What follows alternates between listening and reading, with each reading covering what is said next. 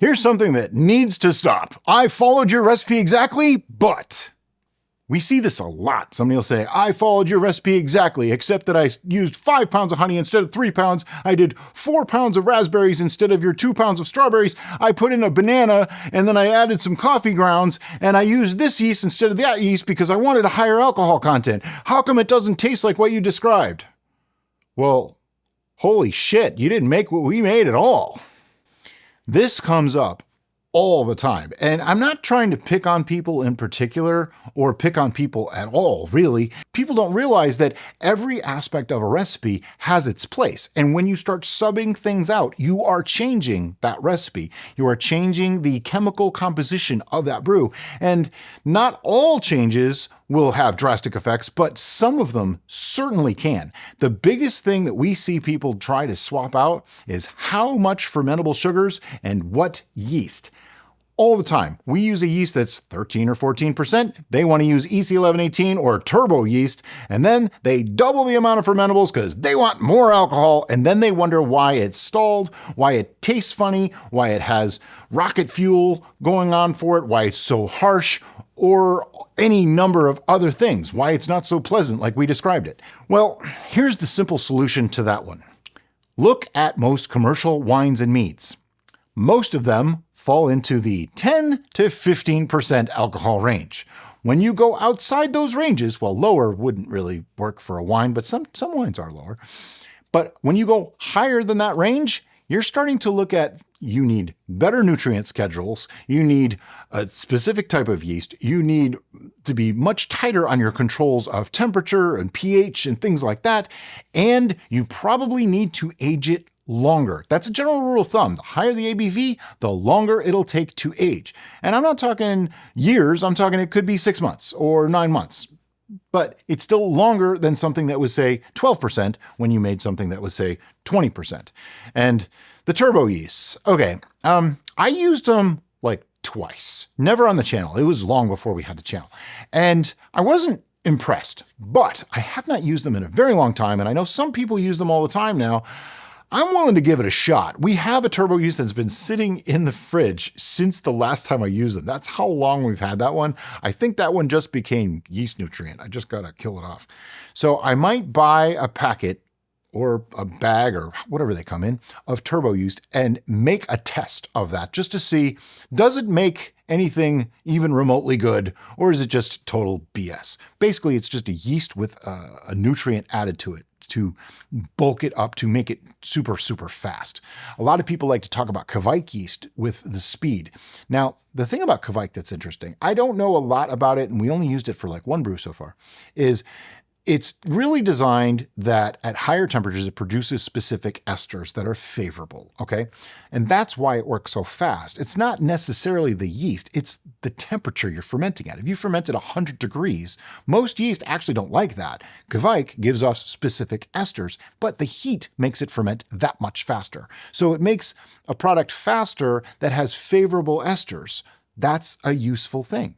But if you take one of our brews that don't use Kveik yeast, you add Kveik yeast to it and ferment it at 100 degrees, it's not going to taste anything like what we made because of those esters and all the changes.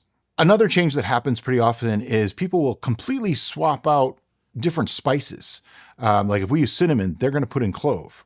Well, okay, that's not going to taste the same. Now, if you understand that these subs that you're making will make it taste different, that's not what I'm talking about. I'm saying people that have a problem that are saying, I followed your recipe exactly, but it's everything that follows the but that makes everything that they said before the but not have as much meaning. And before you laugh too hard or think that this is just a stupid rant, this happens more often than you think. It happens a lot. And a lot of people are saying it and they don't realize that they've made changes that are fundamental to that brew, that completely alter the way that brew would work. And the biggest one is more fermentables. Another one is more spices. We get this one pretty often. People will say, oh, well, I wanted more spice. Well, first off, how do you know you want more spice than what we did? Because I tend to heavily spice things. So if you want more than that, be a little careful. Try to do it after fermentation's done. Because if you put in 3 or 4 or 5 or one person, a quarter cup of cloves into 1 gallon, that's going to be too much. I'm telling you right now, and there's no way to fix that. The only thing you could do is dilute it. Like if you have the super clove mead, add another neutral mead to it, like maybe a 2-to-1 ratio to break that down, because that's just too much clove. Clove will ruin a brew really, really quick. It extracts quickly because they're really small, tiny things, and they have an extremely strong flavor. So 1, 2, maybe 3 in a gallon is it. I have heard of people doing a lot more. Other spices that you can add that could inhibit, but see, here's the thing.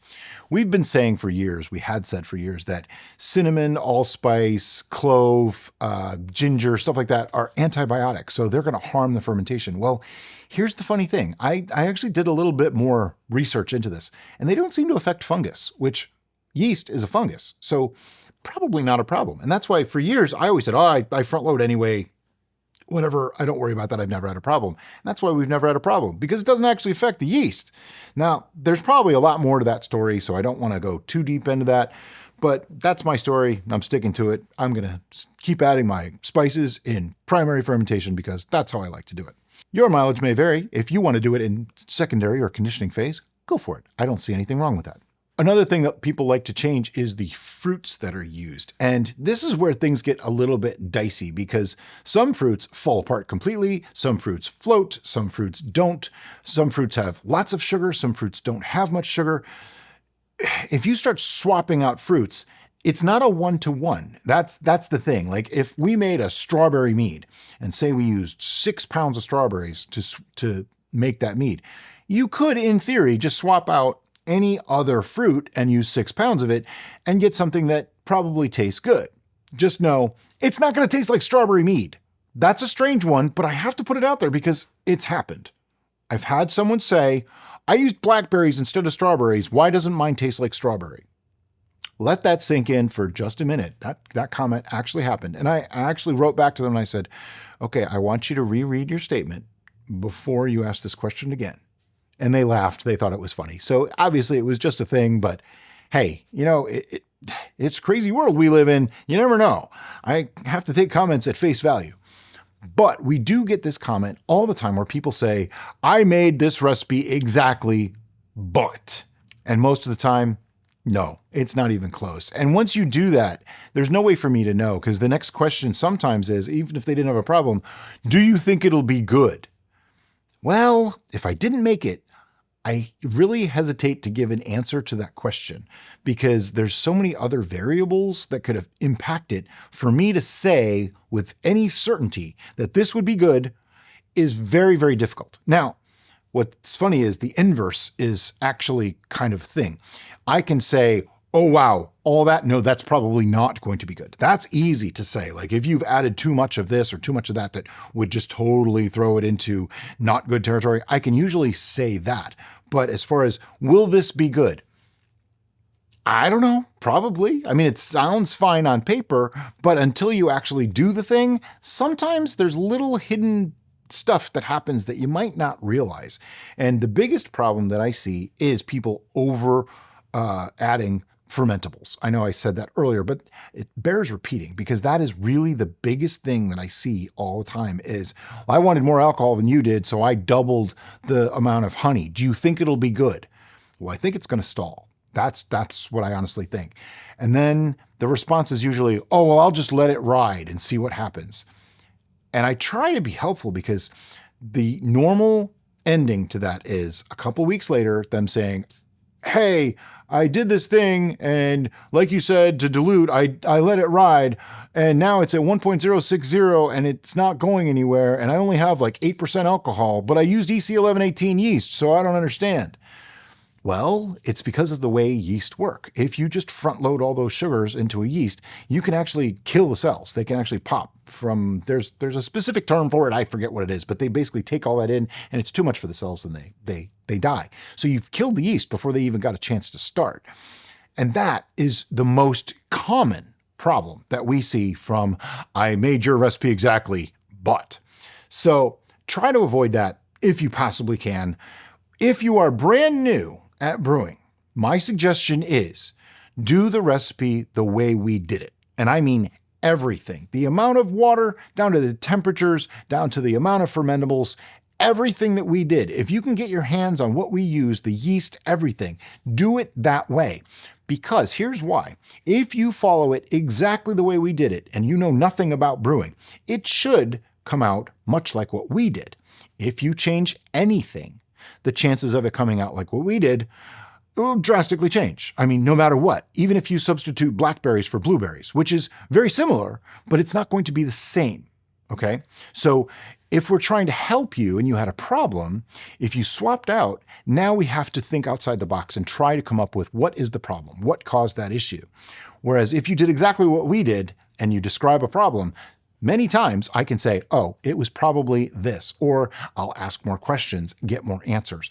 If you did exactly like we did, most of the time it's going to turn out exactly like ours did, or within a very small amount of tolerance range of what we did. And that's really all you can expect, because your honey's going to be different than ours, your water's going to be different than ours, so there's going to be differences in flavor. I get that, but try to follow it as closely as possible. Now, once you've done, I don't even know how many brews, you can start to branch out and start to play around, because now you understand the basics. You know what that recipe was made for and why it's there and what to expect while it's fermenting. Until you know those basic things, I would stick to what other people have done before, because too many people, first time out, think they can reinvent the wheel. I was one of those people. Trust me, I did it. I found recipes and said, I know better than they do. I didn't actually say that, but that's what it comes across as. I know better than this person that's been brewing for 30 years. I'm going to reinvent their recipe into something better. And you know what? It almost never worked. It almost never was better. Once in a while, I did make something that was better, but I had to learn the process first. Once I learned the process, then I was able to fine-tune that recipe into something that was better for my tastes. And that's kind of the thing too. It's all very subjective. You're making it to your tastes, not their tastes. But until you understand that, changing a recipe is probably not the best thing for you to do. Far better to just follow the recipe, expect the result, and then if you have a problem, we can totally help you. And that's what we're here for. Ask away in the comments if you have a problem or followed one of our recipes and it didn't work out the way you wanted it to. That's the biggest thing that we love to do, is interact with you guys. Tell us what was good, what didn't work, what you liked, what you didn't like, and we try to help as much as possible. So at the end of the day, try to follow recipes, and if you don't, at least make sure that you know what you're doing, and don't be stupid about it. As always, guys, thanks so much for watching, and have a great day.